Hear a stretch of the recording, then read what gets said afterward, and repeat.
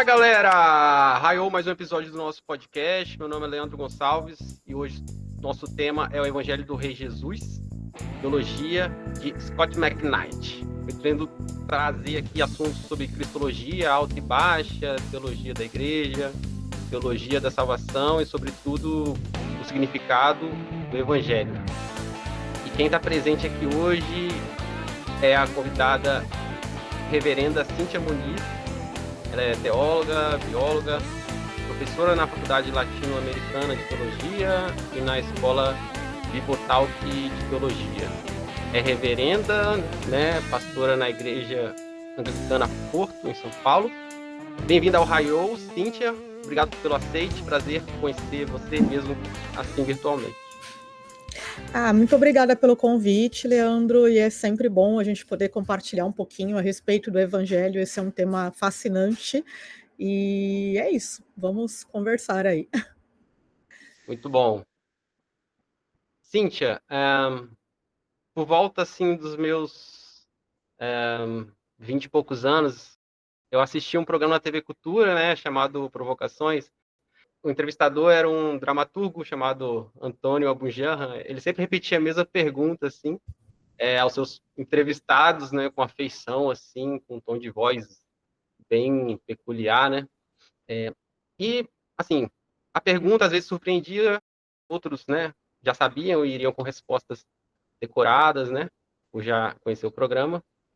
E era a seguinte, a pergunta: o que é a vida? E as reações, assim, eram diversas e as respostas eram diversas. Era muito interessante ouvir de cada um o que era a vida, Uhum. E minha pergunta agora, ela também é bem direta e também tem um peso enorme, assim. Você pode responder agora ou pode responder no decorrer do podcast. Uhum. O que é o Evangelho? Pergunta de milhões. É claro que essa pergunta tem muitas camadas aí, porque a gente pode pensar em evangelho de muitas formas. O evangelho como um gênero literário dos 4 primeiros livros do Novo Testamento, evangelho como boas novas, mas que boas novas são essas, Eu acho que isso tem muito a ver com a nossa conversa hoje. Mas se eu puder resumir em uma frase, eu acho que a gente vai desenvolver isso ao longo da conversa. Para mim, o evangelho são as boas notícias de que Jesus é rei. Muito bom. E você acha que o Scott escolheu esse termo, esse vocábulo rei, para o seu livro por Uhum. quê? Por que ele não escolheu Deus servo, ou Filho do Homem, de Lucas? Ele quis, talvez, trazer uma visão macro, assim, de reino. O que você acha? Eu acho que o tema do reino de Deus, ele perpassa toda a narrativa bíblica. E eu acho que o Scott ele vai fazer isso muito bem no livro dele, ao mostrar para a gente que, na verdade, a mensagem do evangelho ela é uma narrativa. Ela é uma grande história na qual nós nos inserimos. Então, não se trata apenas de uma decisão que eu tomo, eu vou aceitar Jesus. É claro que existe uma questão de decisão, existe toda uma questão aí, mas assim, o que ele tenta fazer é justamente superar essas coisas que às vezes ficam muito focadas ou que minimizam a mensagem do evangelho.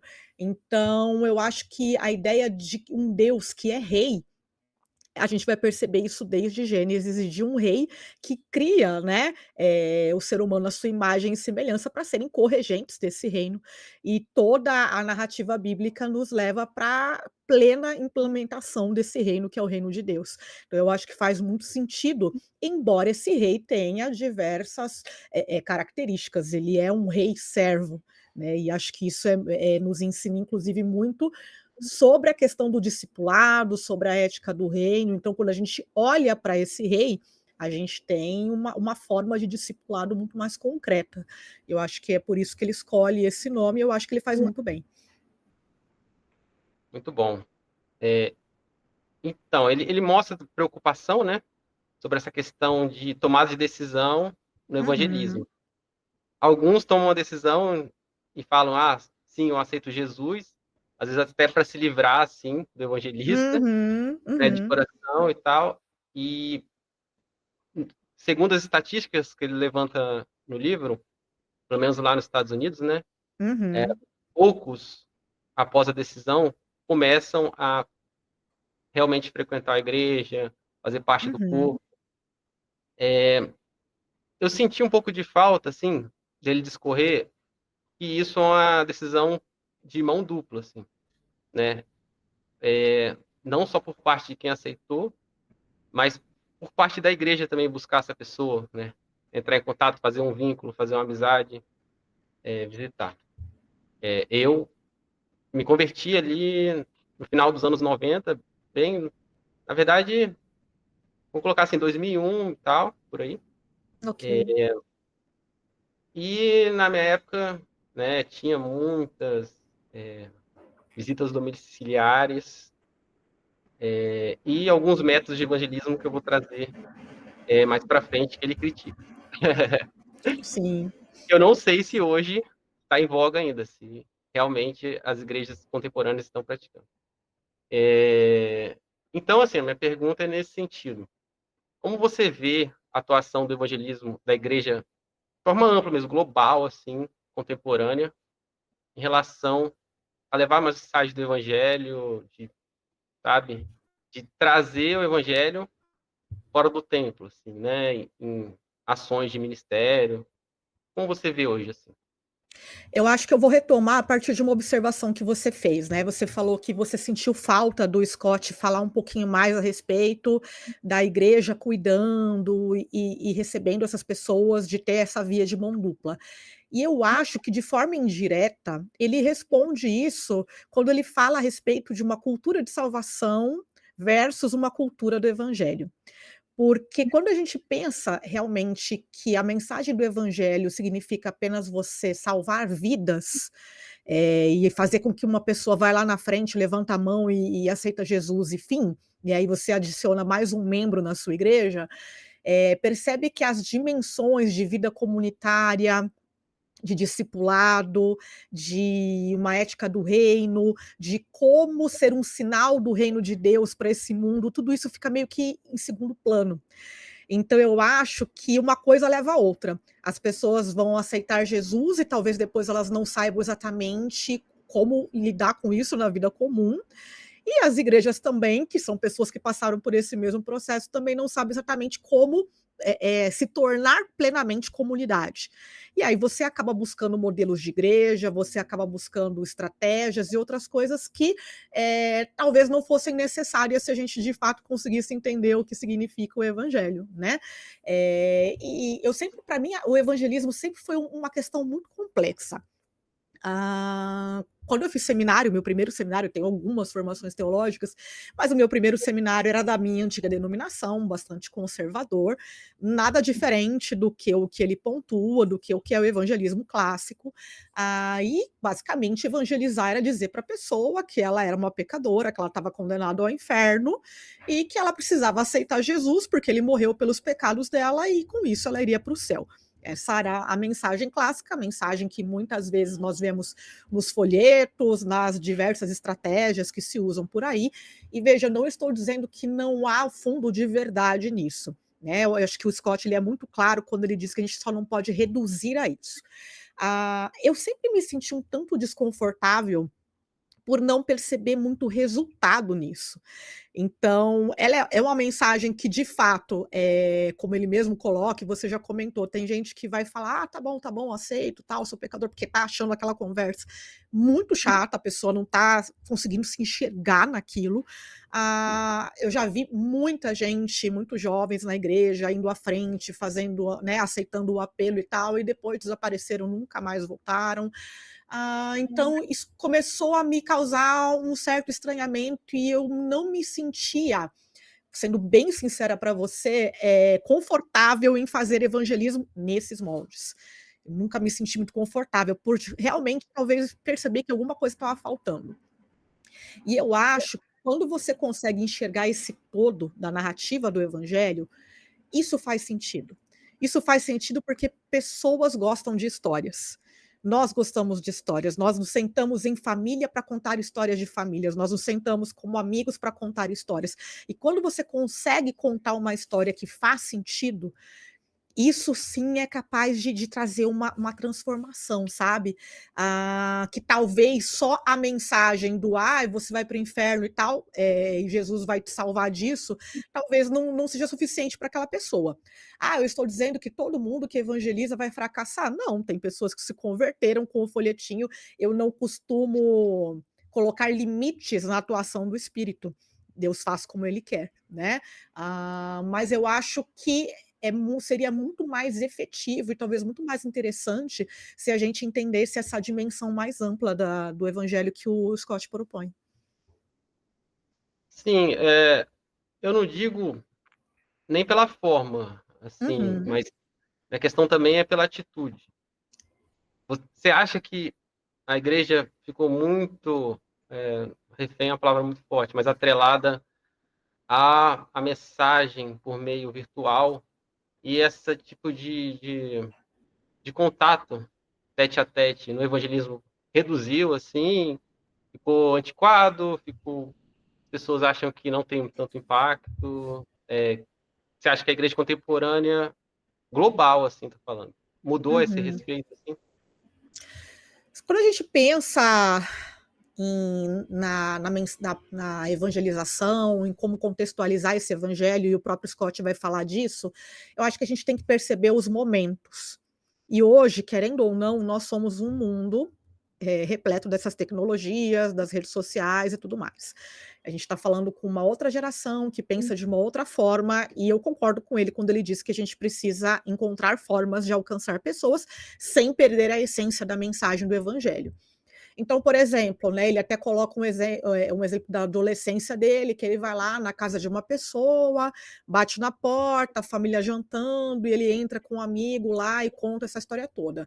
Bom, vamos combinar que em vários lugares do mundo isso não seria uma prática muito comum, né? Ninguém abriria sua porta para receber alguém, especialmente nessa vida corrida e tal.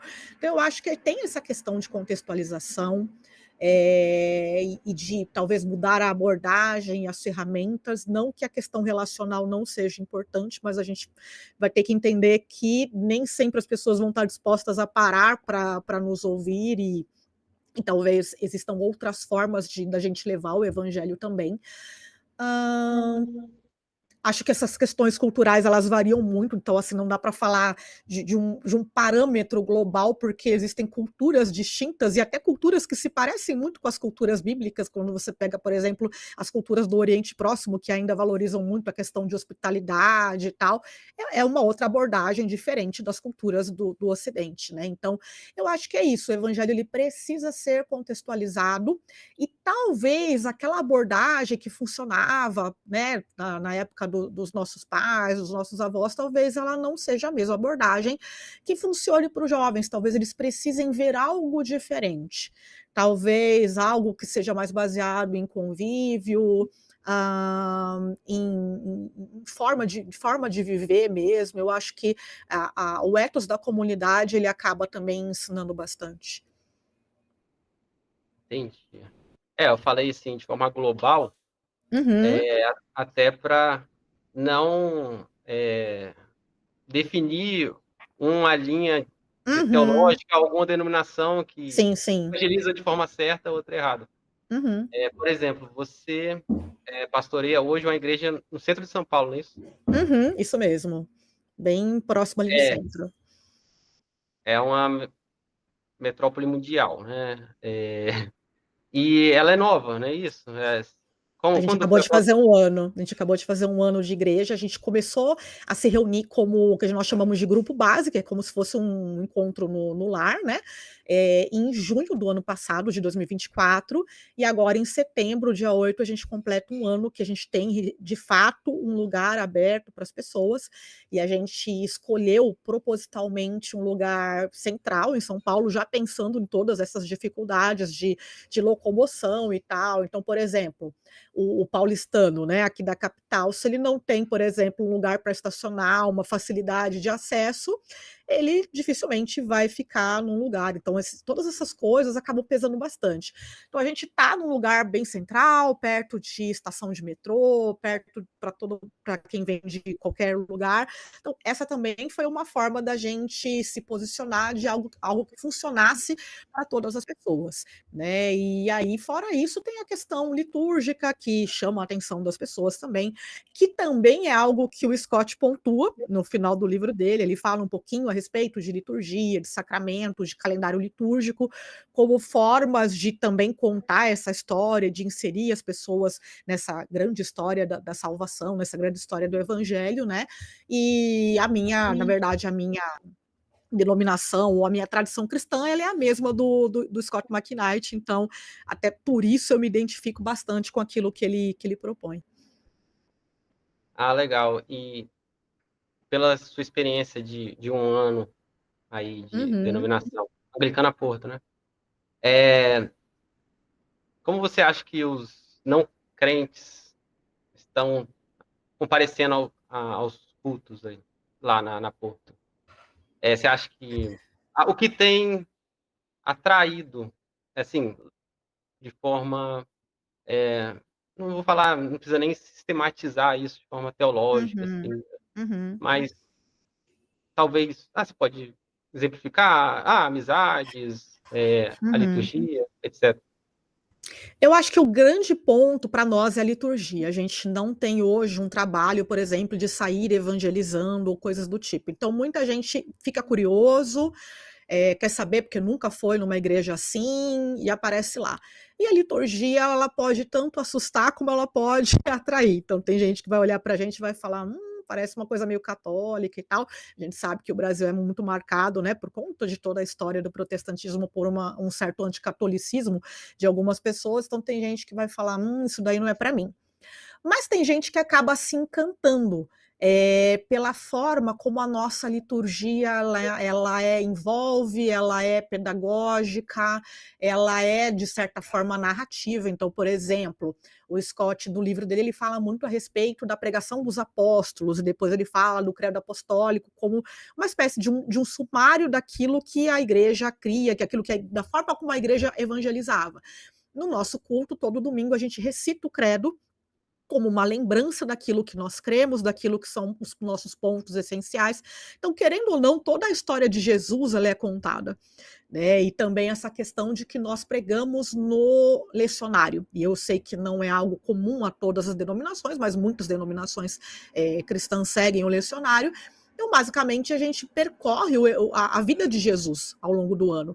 A gente tem aqueles momentos chave, né? Que é o advento ali, culmina com o Natal, o nascimento de Jesus, a época da Páscoa, Pentecostes. Então tem algumas datas que são mais marcantes, mas no geral, por exemplo, agora no período que nós chamamos de tempo comum, a gente basicamente caminha com Jesus enquanto ele caminha com seus discípulos. Os textos eles são muito focados em discipulado.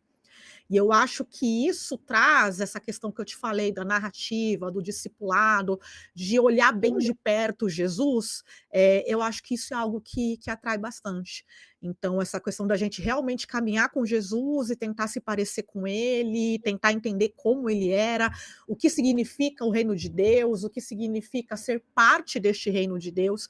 Então, eu acho que a nossa liturgia ela acaba apontando muito para isso, e eu acho que é isso que acaba chamando a atenção de quem vai lá, gosta e fica. A gente tem um público majoritariamente jovem. Muito bom. Isso faz com que essa impressão, né, que a Uhum. igreja hoje, para atrair jovens, tem que ter aquela aparência de algo muito milaborante, Uhum. show, muito espetáculo, Tecnologias. etc, né? Muito bom Aham. escutar isso. E a gente, É, assim, consegue ser evangelical também. Então, a gente tem um louvor contemporâneo, uma palavra que é contemporânea, então, mas ao mesmo tempo uma estrutura mais simples, com alguns símbolos e coisas que são importantes para a gente. Então, a gente faz essa mescla. Quem entra lá não sente que está entrando numa igreja de 1500 e pouco. É uma igreja de 2025, mas que traz consigo elementos da tradição cristã que a gente acha que são importantes, justamente por essa essa função pedagógica mesmo, né, de nos levar a uma questão de espiritualidade, né? Até o livro do McKnight, ele tem 2 prefácios, o que eu acho muito legal. Ele tem um prefácio do N.T. Wright e ele tem um prefácio do Dallas Willard, que é alguém que fala muito a respeito de espiritualidade e que ele também puxa justamente para essa questão, né, de um evangelho que nos leva a uma espiritualidade, que nos leva a um discipulado. E voltando aqui ao começo da nossa conversa, talvez a mensagem de que Jesus morreu para que você vá para o céu não seja suficiente para gerar isso nas pessoas, para gerar esse nível de comprometimento. E talvez em algum momento isso para de fazer sentido. Você fica meio que circulando, e eu falo por mim mesma, até pela minha experiência de nova convertida, você fica circulando muito nessa coisa do medo, de querer acertar, de não querer errar diante de Deus, de fazer tudo certinho e tal, mas aquilo não se torna assim uma coisa que muda a tua forma de viver ou que te envolve plenamente, sabe? Para mim o evangelho ele precisa ser algo que te envolva, assim como está escrito na Bíblia, é corpo, alma, de todo o teu coração, de toda a tua mente, de todo o entendimento. E eu acho que a gente precisa ir um pouquinho além dessa questão de Jesus morreu por mim. Claro que ele morreu pela gente, a Bíblia diz isso, mas a gente precisa ir um pouco além para a gente conseguir, de fato, viver isso de uma forma mais plena, sabe? Entendi. Eu lembrei do primeiro nome desse podcast, né, que era Teologia Ordinária.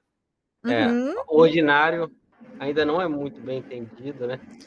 No Pois meio da é. liturgia, é muito associado ainda ao que é vulgar, né? Jesus, Isso. que ser igreja é sempre extraordinário, sempre é espetacular, nunca é lava-pés, né? Verdade. Então, vamos Verdade. lá. O Scott, sobre o livro, né? O Scott, ele tece críticas, né? A essa abordagem de soteriologia, né? Essa cultura da salvação individual e tal. E ele propõe, né? Uma cultura da salvação dentro da cultura do evangelho. Então, ele pontua ali 3 métodos de levar a mensagem de forma mais plena, que é a narrativa de Israel, a narrativa de Jesus, o plano de salvação e o método de persuasão. No início, eu confesso que fiquei com um pouco de receio disso acabar também sendo um reducionismo, né? Mas depois ele melhorou bastante, assim, da Ele vai metade. destrinchando isso depois para o final, para não parecer só mais um esqueminha, porque senão você acaba transformando em 4 leis e enfim, Isso, né? isso. Ele traz o evangelismo explosivo e ele não fala das 4 leis espirituais, mas você entende ali que pode ter por conta dos folhetos e tal. Isso, eu fiquei com uma pulga atrás da orelha mais com o método de persuasão. O que você entendeu sobre o método de persuasão que ele traz nesse livro?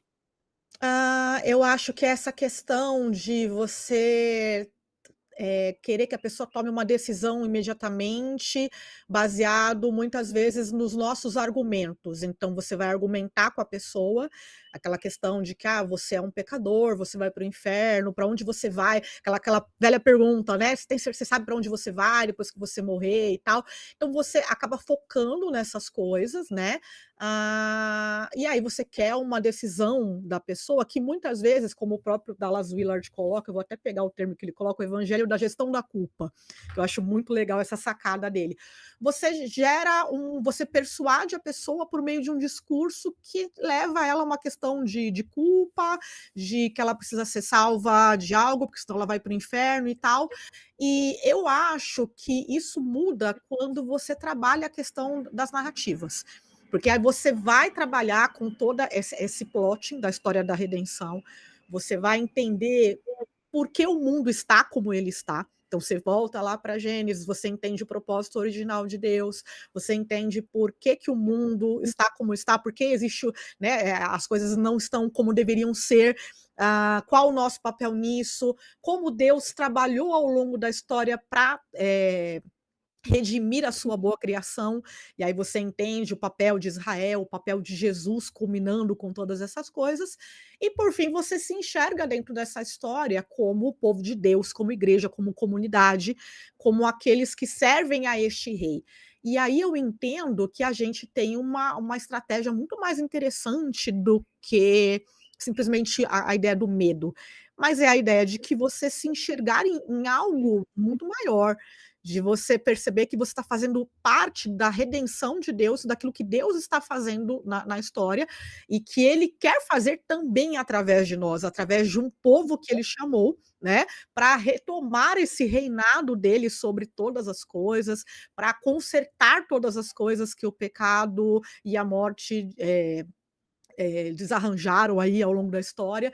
Então a gente tem um envolvimento que ele não é só uma questão de medo, é uma questão de você entender: "Poxa, eu quero fazer parte disso, né, eu quero me comprometer com esse rei, porque esse rei, de fato, ele morreu por mim, ele perdoa os meus pecados, mas ele vai além disso, ele restaura todas as coisas, ele reconcilia todas as coisas, ele reconcilia toda a criação.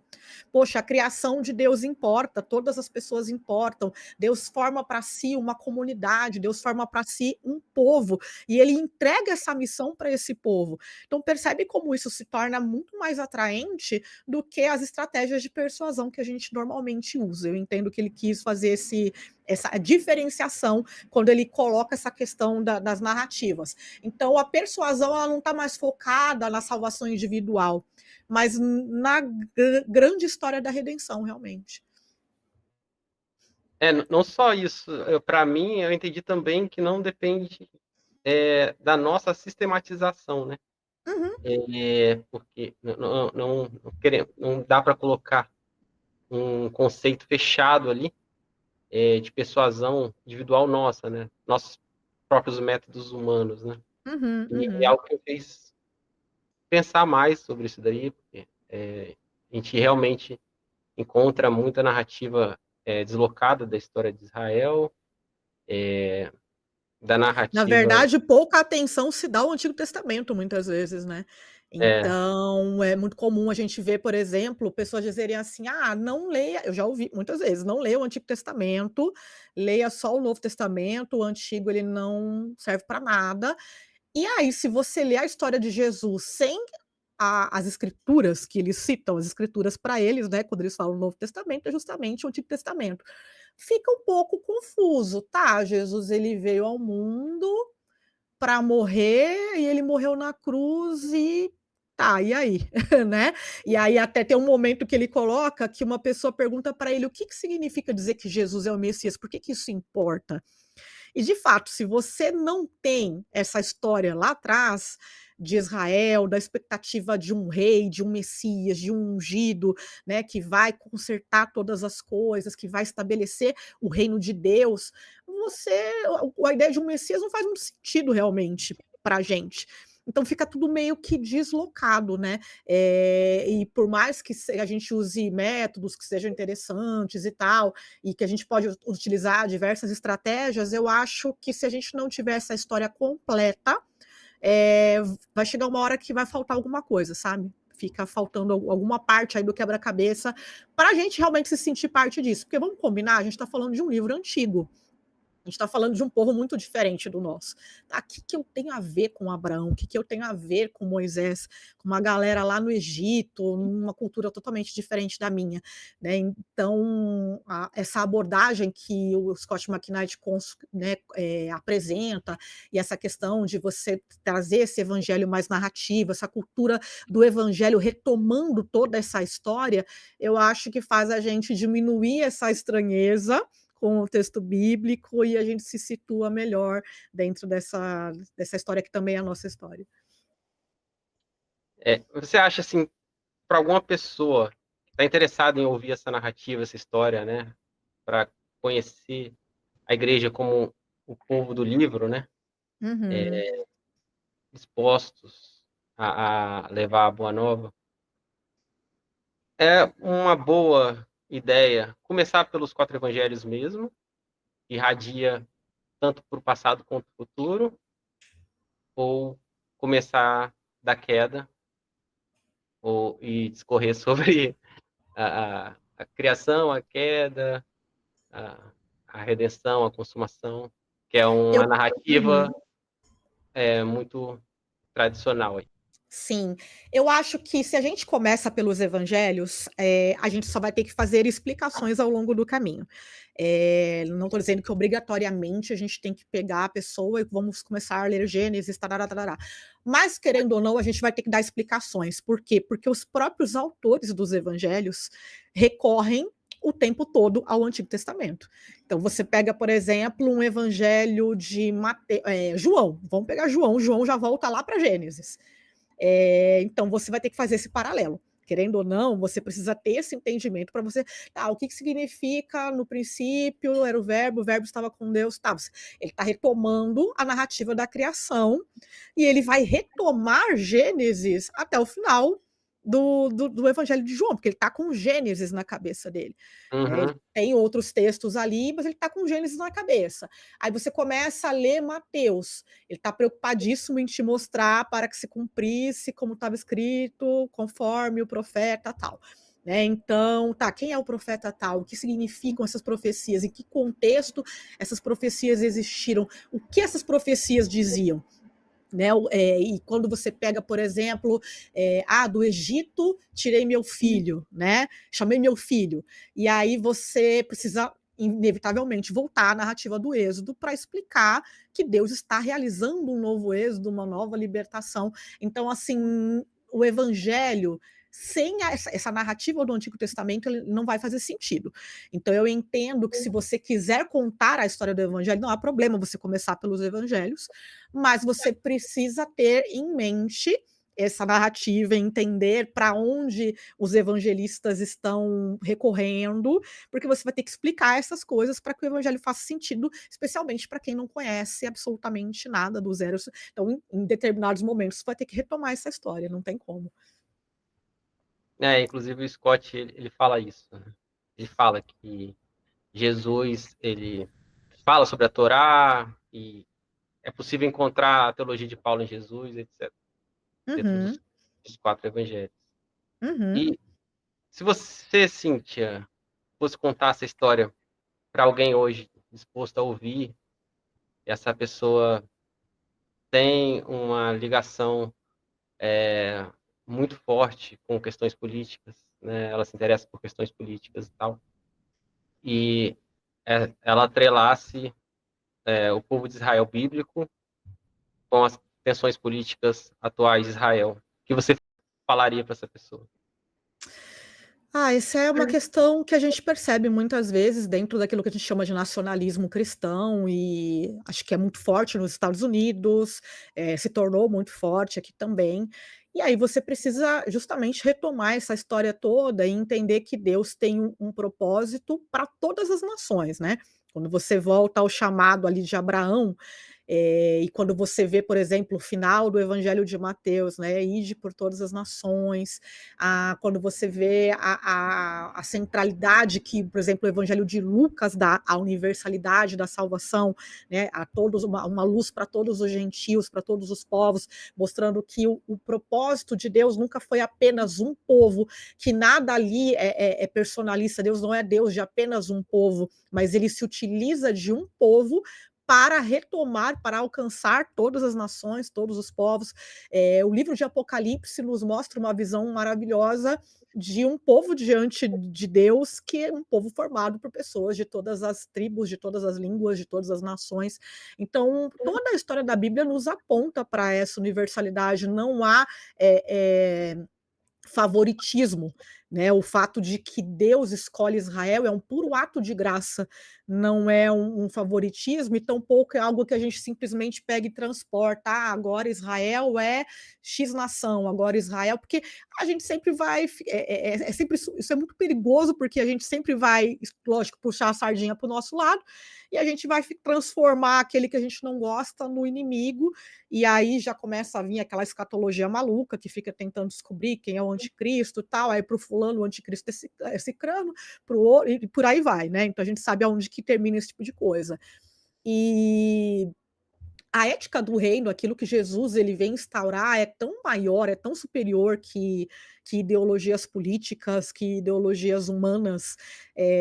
Eu acho que a gente precisa mostrar essa beleza do evangelho, essa superioridade do evangelho e do reino de Deus, daquilo que Deus está construindo por meio do seu povo, que é muito superior a qualquer projeto político ou ideológico, que é um reino que não se conquista com violência, é um reino de servos, um reino cujo maior mandamento, cuja lei maior é amar a Deus e amar ao próximo como a si mesmo.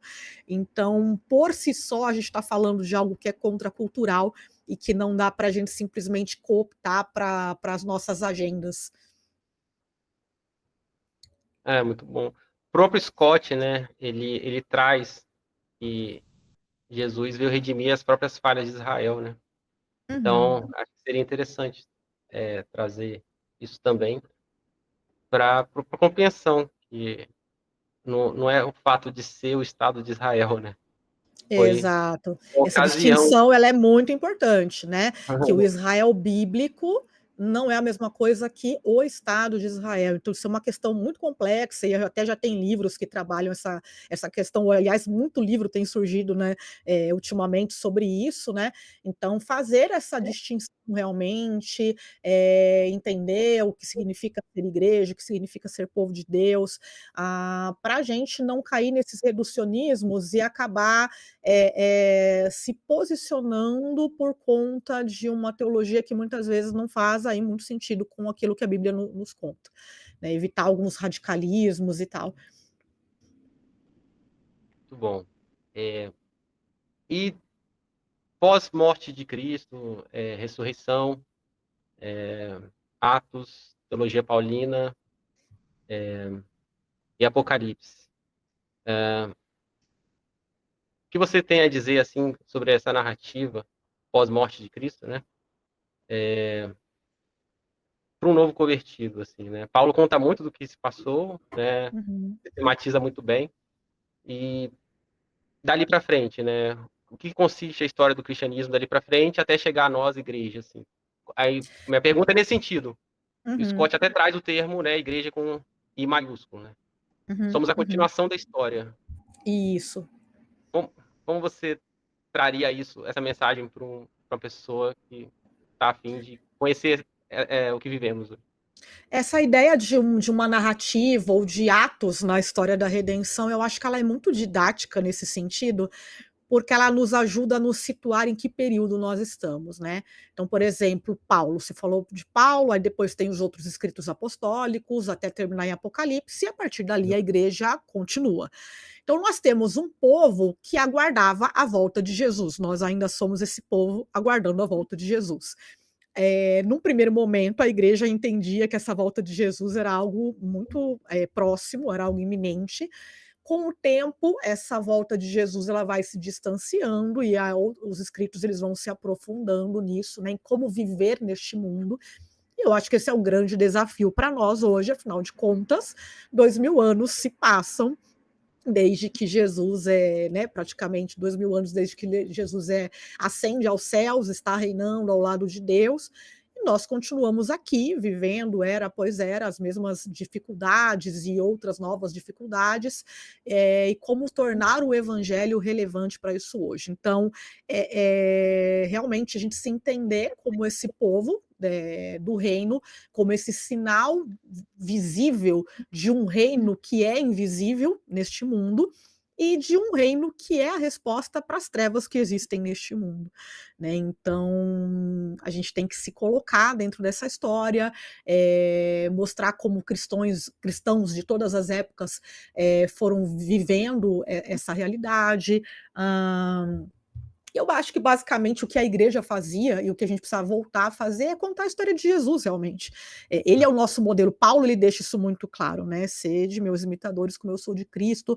A ideia de que nós estamos sendo formados conforme a imagem de Cristo, e aqui a gente remete a uma imagem da própria criação, o fato de termos sido criados à imagem de Deus, e isso nos leva ao nosso propósito, isso nos leva novamente à questão de reino, a questão do senhorio de Deus Deus sobre toda a criação, do bom projeto de Deus para a sua criação, e isso vai criando um evangelho que se torna um pouquinho mais encarnado, quando a pessoa entende que a forma como ela se relaciona na família, a forma como ela se relaciona no trabalho, a forma como ela trabalha, o trabalho que ela exerce, seus dons, seus talentos, a sua vocação, a sua arte, tudo isso pode ser um sinal visível do reino de Deus, que a gente não precisa simplesmente viver uma teologia dualista ou uma escatologia escapista, né, de que esse mundo aqui não importa e tal. Poxa, a boa criação de Deus foi algo que Deus nos confiou, né, o cuidado dela. Como eu posso me engajar com essa criação de uma forma responsável, de uma forma que reflita o caráter de Cristo? E eu acho muito bacana que hoje em dia a igreja tem voltado a pensar sobre esse tipo de coisa, porque durante muito tempo, até por questões políticas, né, muita gente deixou esse tipo de assunto de lado. Meio ambiente é agenda de política, questões sociais é agenda política. Não, gente, isso está no Evangelho. Jesus era aquele que pregava para os pobres, para os oprimidos, para aqueles que eram marginalizados. Não tem política nenhuma envolvida aí. Eu falo, né, aquela questão do reino de Deus chegou, né, quando perguntam para Jesus, ele inaugura o seu ministério, depois João Batista pergunta para ele, né, se ele realmente é o Cristo, aquele que haveria de vir, e ele vai falar basicamente, olha, os sinais do reino estão aqui, os cegos vêm, os coxos andam, né, tô aqui, quando ele fala, né, o Espírito do Senhor está sobre mim para proclamar boas novas aos cativos, o ano da libertação do Senhor. Então a gente percebe que a ação do reino de Deus, ela é muito mais ampla do que simplesmente resgatar pessoas do inferno e levar para o céu. Há uma transformação que Deus está efetuando no mundo por meio de nós, né? E isso não é ligado ao partido A, B e C, isso é o reino de Deus, essa é a mensagem do reino de Deus que Cristo inaugura, né? Que Cristo traz, como eu gosto muito do título do livro do Scott McKnight, né? Como Deus se tornou rei, né? Então, a história de Jesus é a história de como Deus se tornou rei novamente, e a gente vive hoje, o que a gente tem que explicar para as pessoas é que hoje nós vivemos já neste reino que a gente gosta de falar na teologia, ou já e ou ainda não, ele é mesmo paradoxal, nós já vivemos dentro deste reino, mas ainda é um reino que haverá de ser consumado plenamente, é um reino que é uma realidade para nós, mas que não é uma realidade visível para todos, e é nosso papel tornar esse reino cada vez mais visível, cada vez mais palpável, especialmente num mundo sem esperança. Ok. Sobre o ato de decisão ainda, né? Uma pergunta muito comum na minha época de conversão era: você aceita Jesus como seu Senhor e Salvador? Você acha que esse é um bom ponto de partida para perguntar para a pessoa? Depende. Sim, a gente falou, né, sobre culturas e tal, com quem está falando. Isso tem a ver com a persuasão. Mas você acha que ela está apta para responder aquilo de bate-pronto, assim? Eu acho que de bate-pronto, não. Porque sem ela entender o que significa Jesus é Senhor, e Jesus é Senhor, né, o Kyrios lá no Novo Testamento, Jesus é rei, né? Então, se Jesus ele é rei, e se ele é Senhor, e o que significa o aceitar Jesus? O que significa salvando de que forma? É uma salvação que significa exatamente o quê? E a gente percebe que esses são conceitos que a gente tende a minimizar. Eles são um pouco minimalistas na nossa abordagem hoje. Então, talvez a pessoa se interesse, ela diga, ok, como muitos já disseram, aceitei Jesus. Scott McKnight fala que depois 75% dessas pessoas não permanecem na igreja, tá? Sim, o que significa de fato Jesus é o meu Senhor e o meu Salvador? Eu acho que todo compromisso com Cristo, ele é uma aliança. O nosso Deus é um Deus que faz aliança. Então, essa lealdade a Cristo, ela faz parte. Você precisa, e isso se faz por meio do batismo também, é um ato de lealdade a Deus, né? Você está se colocando ali debaixo do senhorio deste Deus, deste reino, você está rejeitando os outros, né, os outros poderes deste mundo, está se colocando debaixo do senhorio de Cristo. É isso que nós fazemos no batismo. Mas é que eu acho que talvez as pessoas precisem de um pouco mais de pano de fundo, um pouco mais de explicação para entender o que de fato significaria aceitar Jesus como Senhor e Salvador. Então, sem esse pano de fundo todo, talvez fique um conceito um pouco vago, sabe? Entendi. E sobre o poder de conversão após uma pregação, Uhum. que é algo mais amplo. O que você acha sobre isso? A pessoa escuta um sermão e dali ela toma uma decisão. Ela precisa ser acompanhada? Ok, mas a gente, você falou aí que a gente não consegue mensurar o dinamismo do Espírito Santo, né? O Uhum, poder uhum, do Espírito Santo. Sobre um sermão, isso é muito comum, uhum, porque as pessoas fazem o sermão e faz o apelo. uhum. Você acha que ainda falta? A partir daí começa o discipulado. O Uhum, povo de Deus era chamado de o povo do caminho, não uhum. era à toa. E Jesus, ele, né, boa parte dos evangelhos é Jesus no caminho com os seus. E depois os seus, né, os apóstolos ali continuam o seu caminho e cada vez mais pessoas vão sendo acrescentadas ao caminho. É uma linguagem bem típica, bem lucana, bem típica do livro de Atos. Nós somos esse povo do caminho, nós somos um povo em jornada. Nós somos um povo que nós simplesmente não tomamos uma decisão e permanecemos estáticos. Ok, a pessoa ouviu o sermão, ela se identificou, ela entende que ela precisa de Jesus, aquilo fez sentido para ela. A partir daí é o início de uma jornada, não é o final de uma história, é o início de uma jornada.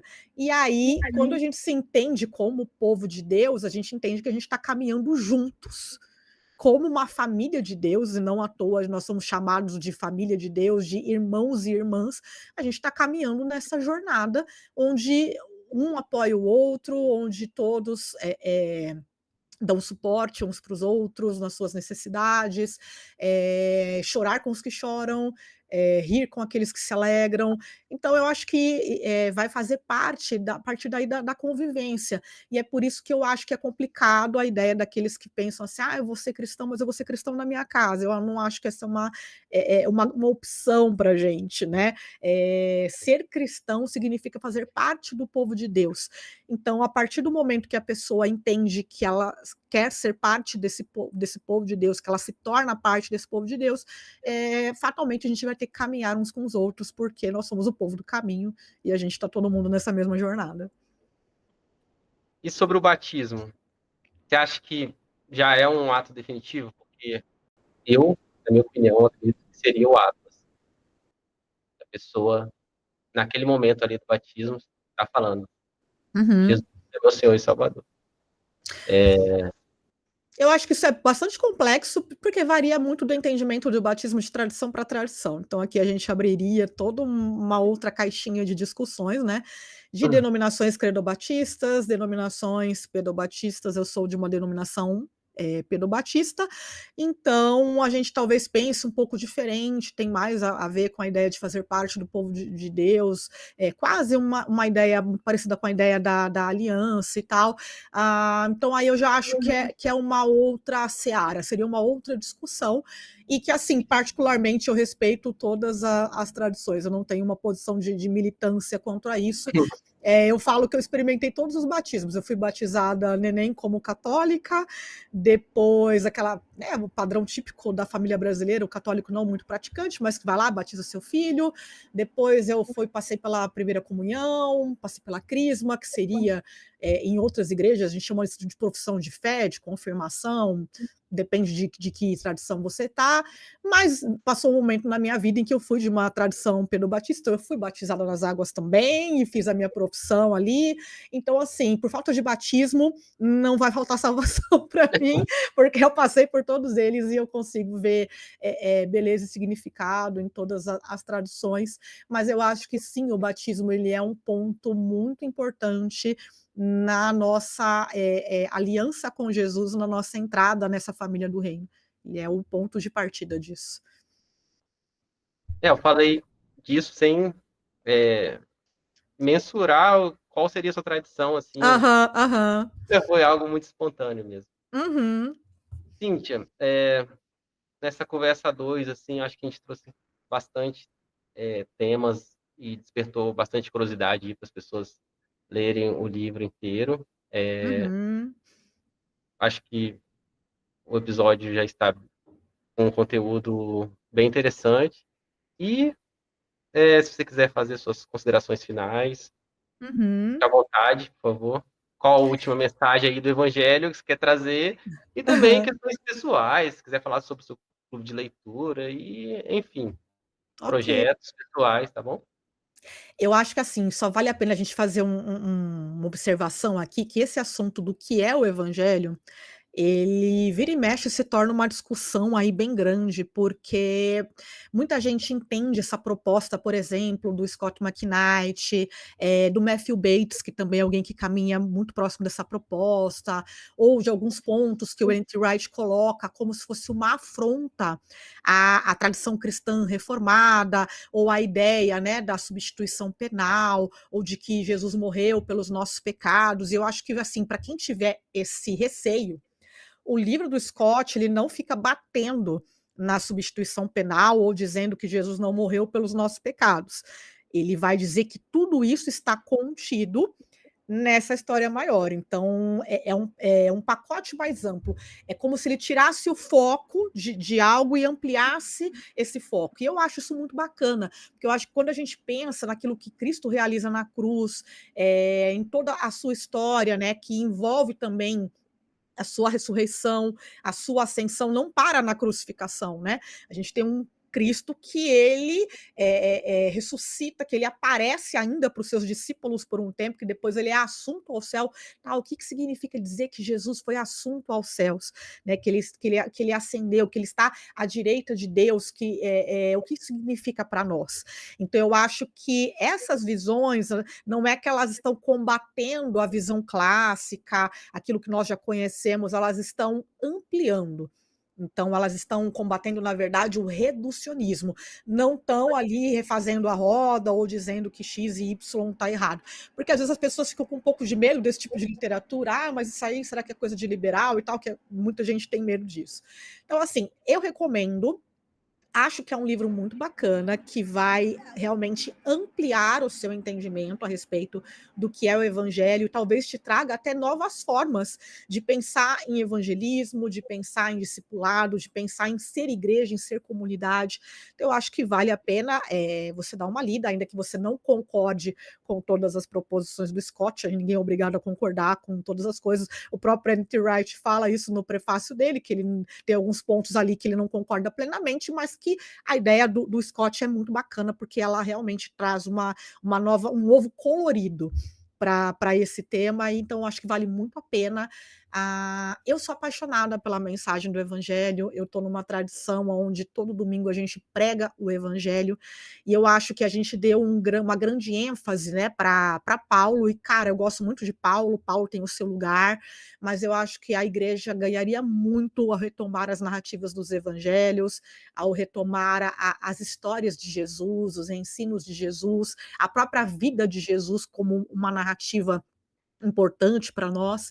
Então eu acho que vale muito a pena a gente ampliar um pouco esse nosso repertório, porque a Bíblia realmente é maravilhosa, a história que ela nos conta é incrível, então eu falo que esse tipo de coisa só nos faz nos apaixonarmos ainda mais pela Bíblia e nos entendermos melhor como igreja. Eu acho que isso ajuda a gente a se entender melhor no meio desse rolê todo, o que significa ser igreja, o que significa ser parte do reino de Deus, o que significa ser cristão. Então eu acho que tudo isso só vem a contribuir. E agradeço mais uma vez pelo seu convite para falar de um assunto que para mim é muito apaixonante. Como você falou, né, eu estou aí com o Clube do Livro, a gente já fechou inscrições, mas a gente deve fazer outros clubes do livro, então no momento a gente está lendo Paulo, Espera que eu estou pensando no nome em inglês, estou querendo traduzir aqui. O Homem e a Mulher Segundo Paulo, da Cynthia Westphal. Então a gente está, eu e a Vicky, nesse Clube do Livro, mas mais para frente a gente pretende ler outros livros também com o pessoal, está sendo muito legal, a gente teve uma adesão muito boa, está sendo uma experiência muito bacana mesmo, e basicamente onde vocês me encontram, e eu sou uma pessoa muito tranquila, assim, de conversar e tudo, é basicamente o Instagram. O Instagram acaba sendo a minha casinha fora lá da Igreja Anglicana Porto, que todo mundo está convidado, quem quiser passar em São Paulo, tomar um café com a gente, está mais do que convidado, sinta-se à vontade para conhecer essa igreja que talvez vocês conheçam de nome, mas não sabe exatamente como é uma igreja anglicana, você está mais do que convidado, né? Quem estiver ouvindo aqui para aparecer por lá, mas no meu Instagram você me encontra ali facilmente, depois você pode deixar o link aí né, na descrição do episódio, e também lembrando que eu participo também do BTcast, então também se você ouve o Bibo, que é um outro podcast, né, de teologia, você também vai me encontrar de vez em quando por lá, e a gente está por aí, nessa paróquia virtual da internet, né? E você faz parte de uma nova rede episcopal, é isso? É isso mesmo. É uma denominação, uma diocese, né? Seria como toda denominação, tem várias denominações anglicanas. Então, quando você fala em presbiteriano, você tem presbiteriano do Brasil, presbiteriano independente, presbiteriano renovado, enfim, você tem vários tipos. Dentro do anglicanismo não é diferente. A gente tem denominações anglicanas no Brasil e a rede episcopal brasileira é uma denominação anglicana. E talvez aquilo que nos exemplifica, que nos identifica, seria essa questão de sermos evangelicais, mas somos muito litúrgicos também. Então a gente usa lecionário, a gente usa ali os nossos símbolos, em alguns momentos vocês vão ver a gente com as nossas vestes, o que causa algum estranhamento em alguns, mas eu prometo que tudo isso tem significado, e se vocês quiserem saber mais, vocês podem acompanhar a gente aí nas redes, e de vez ou outra a gente está falando sobre isso. Tá certo, muito obrigado, Cíntia. Deus abençoe, valeu, gratidão aí, tá bom? Amém, um abraço. Linda.